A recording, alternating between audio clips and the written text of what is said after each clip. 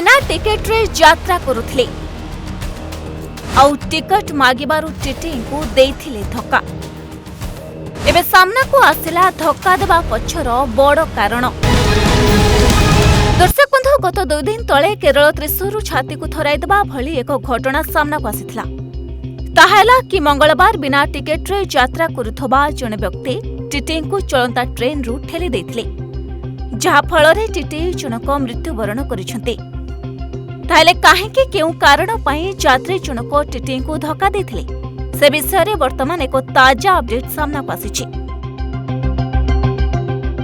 दर्शक बंधु, आमे प्रथमे कहि रखिबो कि मंगलवार पाटना एक्सप्रेस ट्रेन रे जने यात्री त्रिशूर रे ट्रेन रु टीटी को धक्का देथिले, जहा फଳରେ टीटींकर मृत्यु होइथिला। अब ए घटनाटी सेतबेले घटिथिला जेतबेले विनोद कुमार नामक जने टीटी पाटना सुपरफास्ट ट्रेन रो कोच नंबर S11 रे टिकेट चेकिंग करुथिले। आउ सेतबेले बिना टिकेट रे यात्रा करुथबा जने प्रवासी श्रमिक विनोद को ट्रेन बाहर को धक्का देथिला, जार कारण एबे जଣା पड़िछि। एक रिपोर्ट रे कहा जायछि कि यात्री जनक मद्यप अवस्था रे थिले।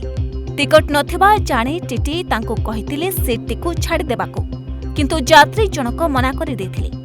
निसारे से कौन कहुथिले कौन करुथिले से निजे मध्य जानि पारु नथिले। परे टीटी तांको कहिथिले कि परवर्ती स्टेशन रे ओल्हाइ जिबाको। आउ एथिरे उत्क्षिप्त होई यात्री जनक टीटी को सेई मुहूर्त रे ही ट्रेन रु तळकु धक्का दे देथिले। तेबे संपृक्त यात्री जनक ओडिसार बोली जଣା पड़िछि। आउ ए घटना परे तांको तुरंत गिरफ्त करिछि पुलिस। पुलिसर पचरा उचरा बेले अभियुक्त स्वीकार मध्य करिछि कि टीटी जेतेबेले ताको टिकट मागिथिले सेतेबेले से टिकट न देई पारे तांको धक्का देथिला, जहा फଳରେ ट्रेन रु टीटी बाहर को पड़ी जायथिले। आउ सेठारे ही तांकर मृत्यु होइथिला। घटना संपर्क रे सूचना पाइबा मात्रे रेलवे पुलिस घटनास्थल रे पहुंची मृतदेह को उद्धार करबा सहित अभियुक्त को मध्य गिरफ्त करिछि। आउ एने एक मामला रुजु कराजिबा सहित तदंत आरंभ होइथबा जଣା पड़िछि। Bureau report, Odisha Bhaskar.